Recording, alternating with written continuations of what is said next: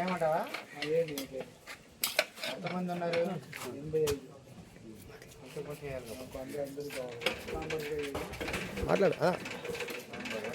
అందరికీ నమస్కారం అండి. నా పేరు నల్లపు నీలాంబరం.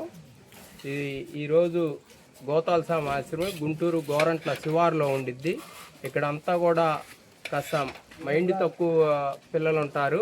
వీళ్ళందరూ 85 మంది పిల్లలకి ఈరోజు ఏబేల్ గారు వాళ్ళ మిస్సెస్ భోజనాలు తయారు చేశారు. ఈస్టర్ సందర్భంగా ఈ భోజనాలన్నీ చికెన్ బిర్యానీ తయారు చేసి పంపించారు మంచిగా.